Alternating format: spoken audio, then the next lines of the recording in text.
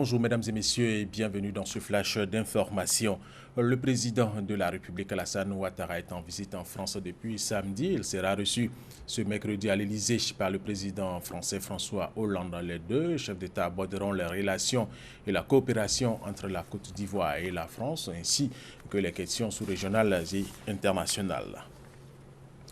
Toujours en France, le candidat de la droite à la présidentielle, François Fillon, a été inculpé hier mardi pour détournement des fonds publics dans l'enquête sur la soupçon d'emploi fictif de son épouse et ses enfants. L'audition a été avancée pour qu'elle se déroule dans des conditions de sérénité. François Fillon a repris sa campagne pour l'élection présidentielle comme si de rien n'était.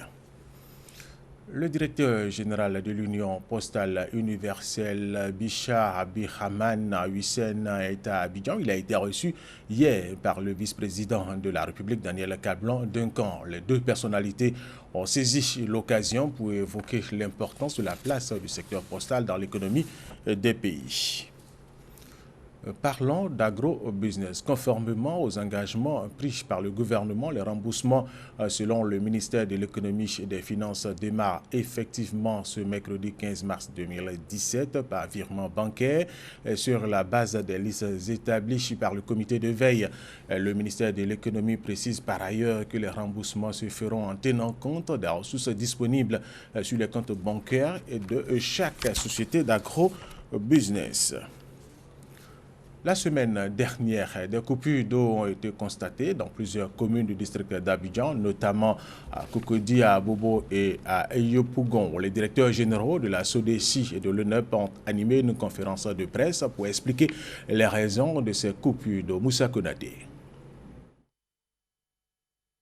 La situation est de plus en plus inquiétante. L'eau potable se fait rare dans les ménages de plusieurs communes du district d'Abidjan.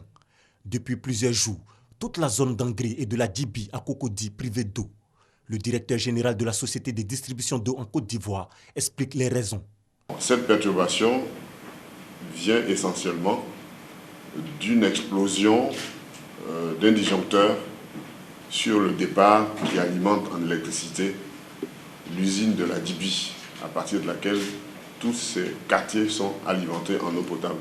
Il a fallu attendre que l'incident principal, donc le disjoncteur qui a explosé, soit réparé pour pouvoir réalimenter l'usine de la Djibi à partir donc du départ initial. Voilà. Et cette opération a eu lieu le dimanche donc à partir de 22h. Donc dimanche à partir de 22h, eh bien, l'usine de la Djibi a été remise en production. Et depuis, la desserte en eau se rétablit progressivement dans tous les quartiers, disons, où cette desserte était perturbée.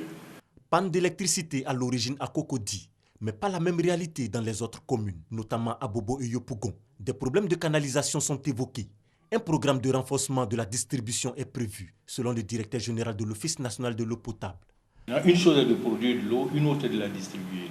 Et la distribution de l'eau se fait à travers des canalisations. Le diagnostic que nous avons fait, c'était de savoir quels sont les quartiers qui ne sont pas desservis en matière d'eau potable quand la production a été mise sur place. Donc au fur et à mesure, nous bonifions l'accès à l'eau potable, nous accroissons l'accès à l'eau potable vers les populations. Donc aujourd'hui, nous avons un programme de renforcement que nous sommes en train de faire de concert avec la SODECI. Ce programme-là vont à terme, je dirais à moyen terme, vont permettre de résoudre l'ensemble de tous les problèmes d'eau potable de la ville d'Abidjan. Les autorités en charge de la production et de la distribution d'eau en Côte d'Ivoire rassurent.